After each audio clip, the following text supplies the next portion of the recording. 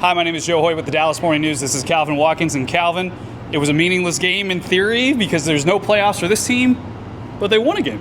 It was an ugly win. It was very ugly. It was ugly, but you know what? The running game was established fantastically. Is that a word, fantastically? I don't think it's a word. It's not a word, but anyway, they rushed for 211 yards, the most all season, and the most this century with 87 plays.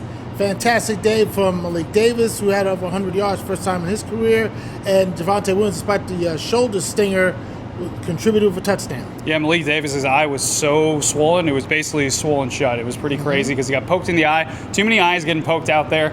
But, you know, this game, all in theory, kind of like I said, doesn't really matter that much. There are some takeaways, I think, for the future, including next week. They have one more game left. Dak Prescott was hit 11 times tonight. He was sacked 6 times, season high. Calvin, should Dak Prescott play in the season finale? I don't think he should play in the season finale, but it wouldn't surprise me if he starts that game against the Giants and then Joe Milton will come in after the first series. But the smart thing to do would be to sit him down for that game. Yeah, I think so too. And then in terms of defensively, again, I didn't think it was a really good performance defensively at all. I thought the one bright spot was Jadeveon Clowney. 1.5 sacks, 3 TFLs. That was a guy fantastic all year. He's been great. That's a word. There you go, fantastically. I think that he's a guy that's warranting potentially coming back. I think that's something that they should be interested in my opinion. But defensively, again, kind of a nightmare a little bit.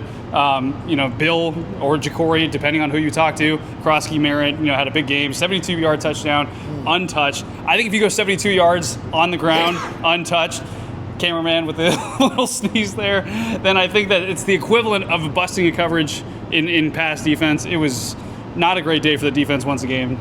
Matt Eberflus's future. Let's do a stock report. Where are we?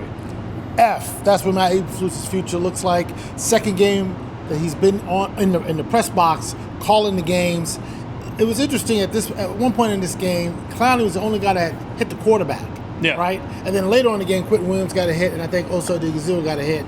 And when I talked to Kenny Clark after the game, I said, how would you assess the defense? He's like, I thought we did some pretty good things. I go, but what about the pressure on the quarterback? You got 39-year-old Josh Johnson running around out there. He goes, yeah, he's a veteran guy. He understands what to do. But he says, I think we did enough to bring him down. I also had a good talk with Trayvon Diggs about the future of Matt Eberflus and how everything is going with this defense. He said the problems have been 50-50. A little bit on Flus, a little bit on the players. Yeah, that's going to be something to watch moving forward is what they're going to do with Matt Eberflus. One more game left. They're not going to make a change before the end of the season, but that's something that we'll be definitely watching the Monday after the season finale. Any last thoughts as we get out of here? Merry Christmas. Merry Christmas to all and to all a good night. Thanks. I'm Joe Hoyt. That's Calvin Watkins. We'll see you next time.